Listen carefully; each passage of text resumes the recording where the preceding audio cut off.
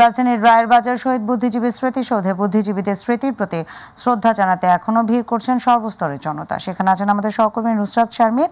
আমরা জেনে নেব তার কাছ থেকে সর্বশেষ।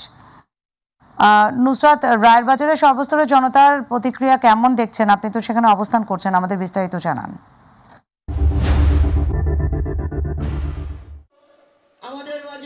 নাদিয়া, আপনাকে ধন্যবাদ। এই মুহূর্তে আমি রয়েছি রায়েরবাজার বদ্ধভূমিতে। আপনারা কিন্তু জানেন আজকে শহীদ বুদ্ধিজীবী দিবসকে কেন্দ্র করে সকাল থেকে এখানে দলমত নির্বিশেষে সাংস্কৃতিক, সামাজিক এবং স্বেচ্ছাসেবক থেকে শুরু করে সকল সংগঠনের লোক কিন্তু এসে এখানে শ্রদ্ধা নিবেদন করছেন এবং শ্রদ্ধা জ্ঞাপনের সাথে সাথে তারা কিন্তু আমাদেরকে সব সময় একটি কথা বলে আসছেন, আগেও এবং বর্তমানেও বলছেন, আজকের এই দিবসটিকে কেন্দ্র করে যেন কোনো ধরনের রাজনৈতিক প্রেক্ষাপটের জন্য, রাজনৈতিক কোনো উদ্দেশ্য হাসিলের জন্য কখনোই যেন এই বর্তমান যে প্রজন্ম রয়েছে প্রজন্মকে আসলে ব্যবহার করা না হয়। তাদের এই আহ্বানটি কিন্তু বারবার আসলে তারা জোর গলায় আমাদেরকে জানাচ্ছেন এবং তারা আমাদেরকে বলছেন বুদ্ধিবৃত্তিক যে চর্চা রয়েছে সেই বুদ্ধিবৃত্তিক চর্চা যেন অব্যাহত থাকে তরুণ প্রজন্মের মধ্যে, সেটি যেন অভিভাবক থেকে শুরু করে সকল মহলের লোকজন যেন সেটি সুনজর দিয়ে দেখেন এবং সেটি যেন জোর দিয়ে আসলে লক্ষ্য করা হয়।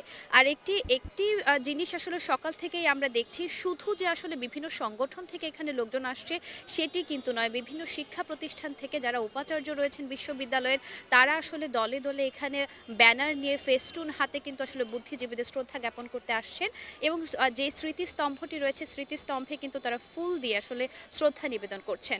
আমরা দেখেছি ছোট ছোট সোনামণিরা কিন্তু আসলে এখানে এসেছেন অভিভাবকদের হাত ধরে। অভিভাবকরা আমাদেরকে বলছেন তারা আসলে এখানে তাদেরকে স্মরণ করিয়ে দিতে এসেছেন মুক্তিযুদ্ধের যে চেতনা রয়েছে এবং শহীদ বুদ্ধিজীবী দিবসের যে চেতনা রয়েছে সেই চেতনা সম্পর্কে তাদেরকে সঠিক ধারণা দেওয়ার জন্য তারা নিয়ে এসেছেন এবং বুদ্ধিবৃত্তিক চর্চা যেন অব্যাহত থাকে প্রজন্ম থেকে প্রজন্ম ধরে, সেটি যেন ভালোভাবে চর্চা করা হয় সেটি কিন্তু তাদেরকে শেখানোর জন্য তারা এখানে নিয়ে এসেছেন।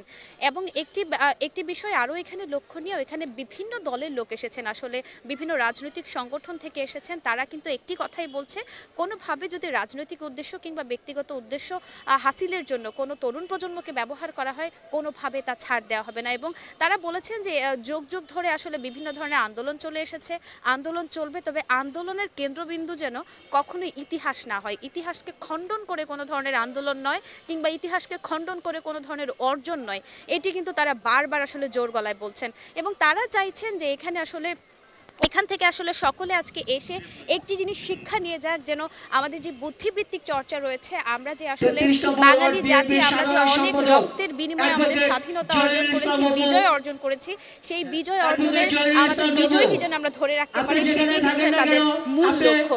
তারা বারবার একটি কথা বলছেন যে আমরা যেন আসলে কোনোভাবে আমাদের ইতিহাসকে প্রশ্নবিদ্ধ না করি, আমাদের ইতিহাস যেন যুগ যুগ ধরে চলে যায় এবং যুগ যুগ ধরে যেন সকলের মাঝে আসলে সুন্দরভাবে থাকে, সেটি কিন্তু তাদের প্রত্যাশা। তো আমার কাছে আসলে নাদিয়া, এই ছিল শহীদ বুদ্ধিজীবী দিবস থেকে সর্বশেষ। আমরা এখানে রয়েছি, আমরা আবারও পরবর্তী সংবাদে আপনাদের সঙ্গে যুক্ত হয়ে সর্বশেষ জানানোর চেষ্টা করব। ফিরছি আপনার কাছে। নুসরাত, আপনাকে ধন্যবাদ।